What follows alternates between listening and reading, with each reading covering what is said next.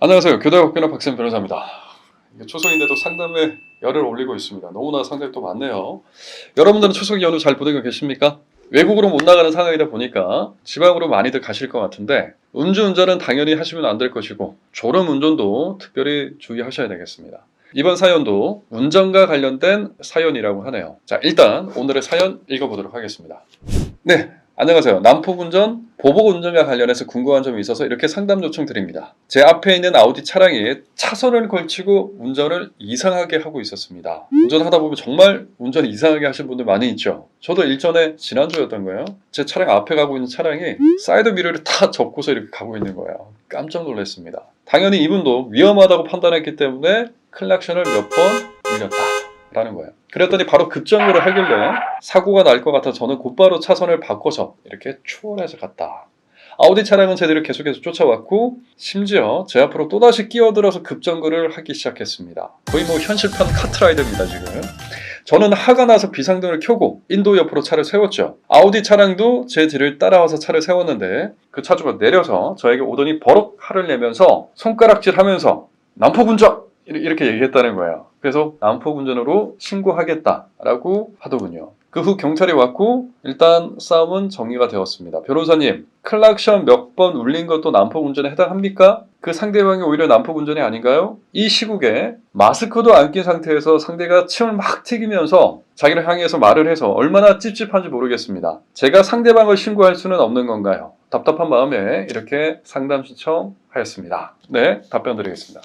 자칫하면 큰 교통사고로 이어질 뻔 하셨네요. 우선 사연자분이 무사하셔서 다행입니다. 일명 클락션이라고 하죠. 경험기를 몇 번 사용한 것도 난폭운전에 해당한다는 상대방의 말이 아예 틀린 것은 아닙니다. 도로교통법 제49조 제1항 제8호에서는 운전자가 정당한 사유 없이 반복적이거나 연속적으로 경험기를 울리는 행위를 해서 다른 사람에게 피해를 주는 소음을 발생시키지 아니하여야 한다라고 규정하고 있습니다. 이를 위반하면 20만 원 이하의 벌금이나 구류 또는 가료에 처해지게 되죠. 만약 경험기를 지속적, 반복적으로 울려서 위협을 가하거나 교통상의 위험을 발생할 정도에 이르게 되면 제46조의 3에서 금지하는 난폭운전에 해당하게 되어서 1년 이하의 징역 또는 500만 원 이하의 벌금에 처해지게 된다는 거예요. 가중처벌되죠.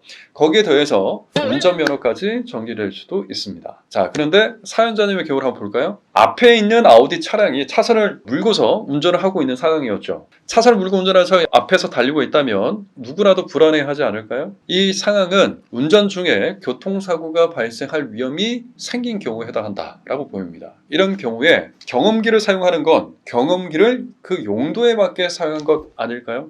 제가 판단하건대 저는 사연자님의 도로교통법을 위반했다고 볼 수는 없다라고 봅니다. 자, 반면에 상대방은 사연자님이 클락션을 울렸다는 이유로 급정거를 하고 심지어 추월까지 해가면서 또 급정거를 했죠. 이건 의심의 여지가 없는 난폭운전, 나아가서 보복운전에 해당합니다. 당시에는 경찰이 와서 상황을 무마시키긴 했지만 지금이라도 블랙박스 영상에 근거해서 상대방을 신고하게 된다면 상대방은 처벌받을 가능성이 매우 높다라고 보입니다. 이번 사건은 적반하장이라는 말이 딱 올리는 상황으로 보입니다. 사연자님은 조금은 안심하셔도 될 것 같습니다. 남은 연휴 기간 안전운전하셔서 큰 사고는 물론 작은 사고조차 없이 무사히 잘 보내시길 바랍니다. 간단한 사연이라면 댓글로, 남들에게 말 못할 사연이라면 메일로 보내주시면 제가 친절하게 이렇게 영상을 찍어서 답을 해드리도록 하겠습니다. 오늘 소개해드린 사연과 비슷한 상황에 놓여 계시거나 이런 상황에 부딪히게 되셨을 때 교대법규를 떠올려 주시길 바라면서 우린 또 다른 사연으로 찾아뵙도록 하겠습니다.